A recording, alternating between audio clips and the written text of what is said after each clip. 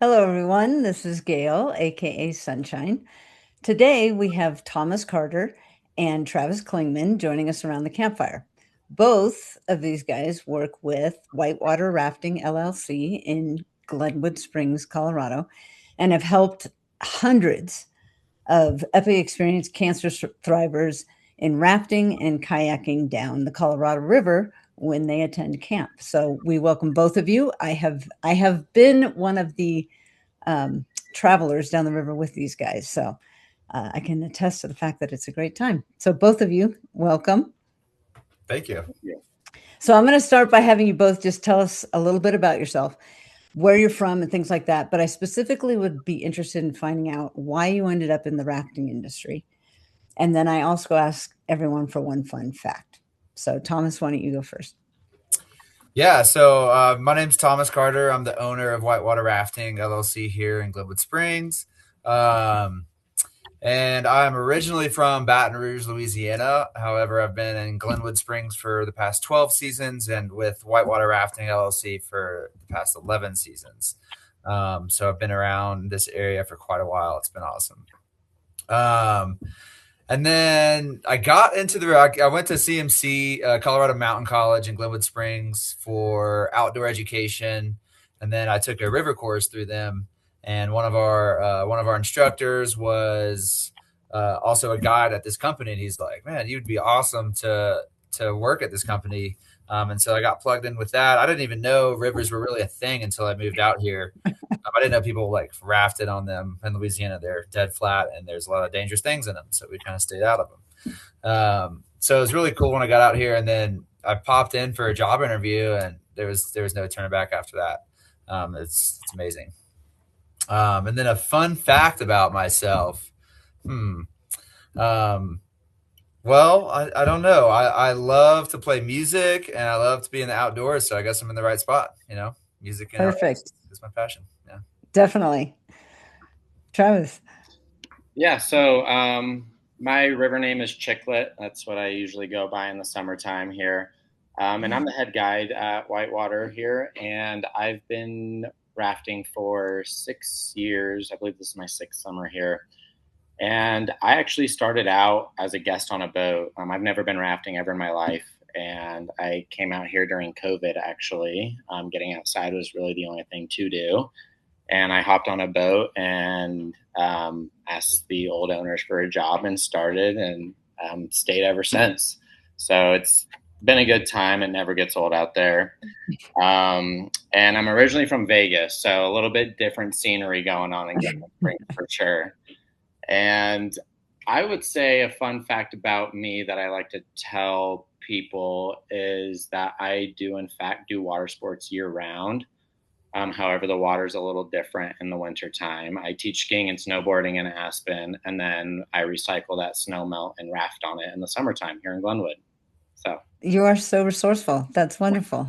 yeah. I love it. Okay, Thomas, I'm going to ask you this one. I'm wondering if you can share a little of the history of whitewater rafting and then eventually how you partnered with Epic Experience to lead Yeah. campers down the river. Heck yeah, awesome. So Whitewater Rafting has been a company since 1974, and it originally started out as just a rental company. So people would show up, they would have rafts, they would inflate them, drive them up, drop them off, and say, "See you downriver a little bit later."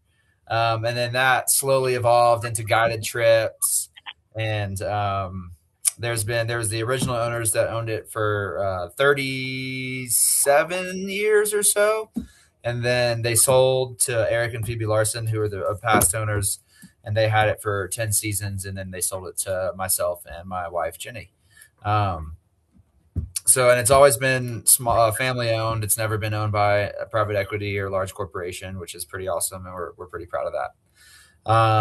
And then we kind of got connected with Epic Experience through they were using a kayak school, Colorado River Kayaking, I think is what their name was. It was Lyle who owns that company, and they rented duckies from us so they could put that trip on.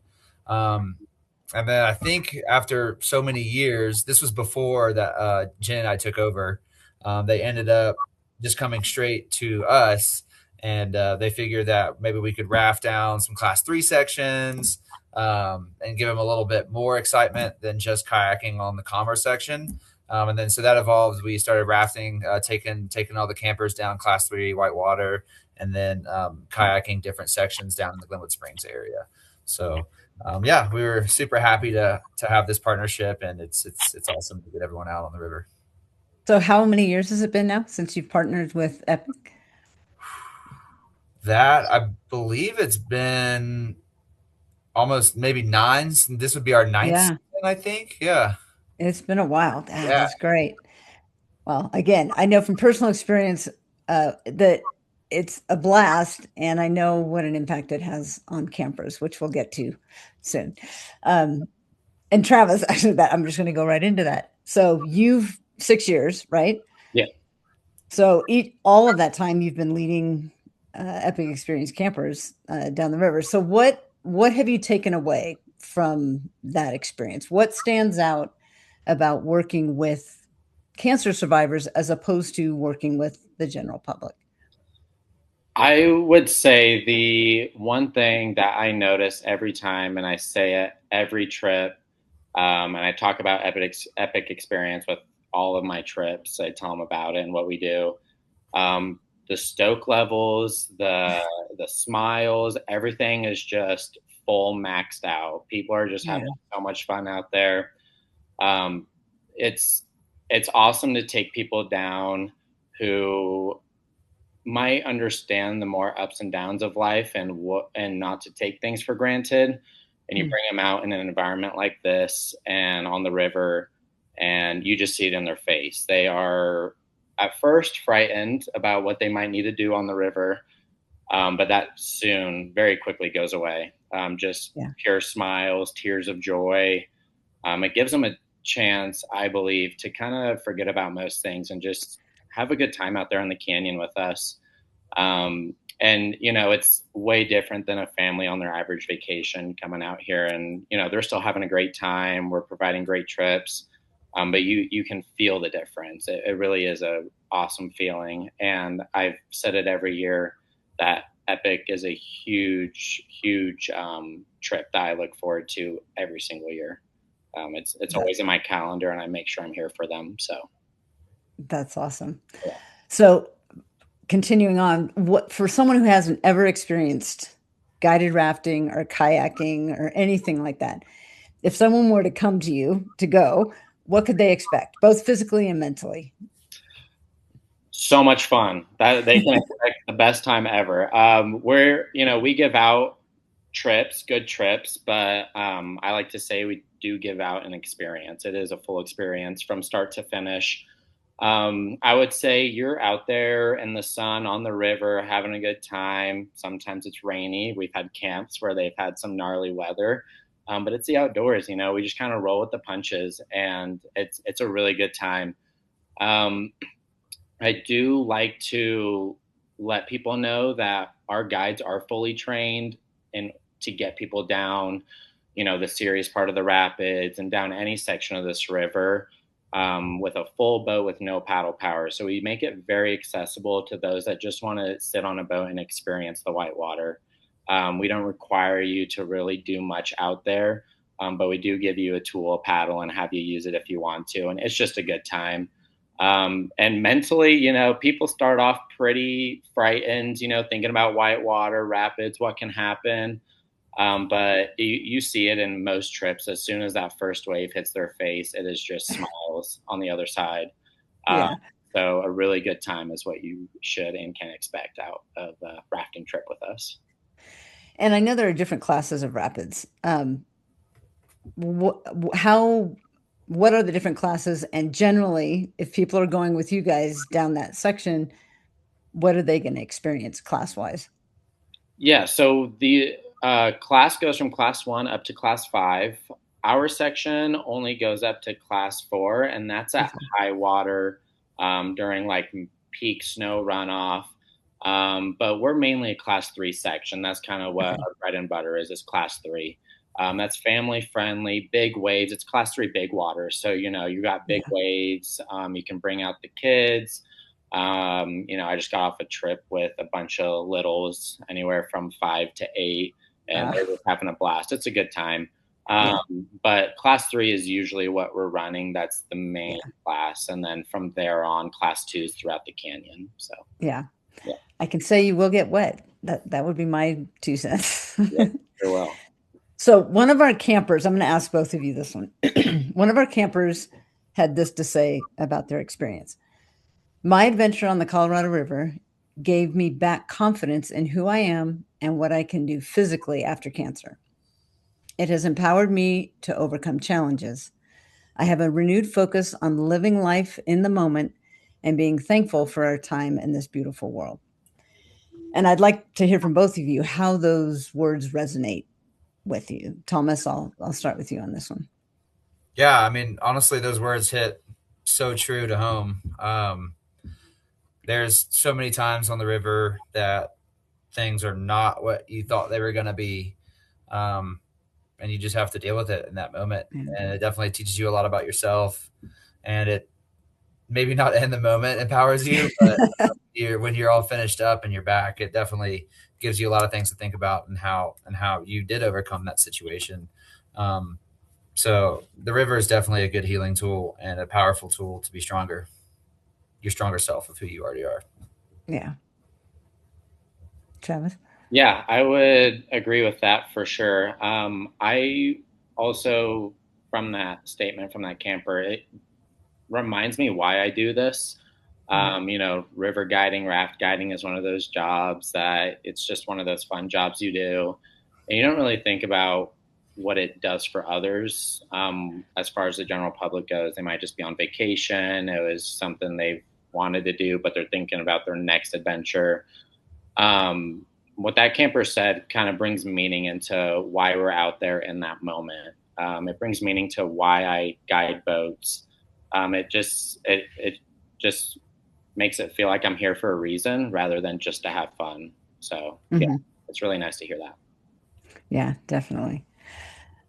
Thomas, I'm wondering if you guys have been impacted by the exceptionally low water levels in Colorado this year. We had a very light snow year, which obviously impacts once it supposedly start melting. So I'm wondering if you've been impacted and then how you've been adapting. Totally. We have been impacted a little bit. It's slowed us down just a tad, but I think that's mainly due to the news and what they're portraying, that there is not any water.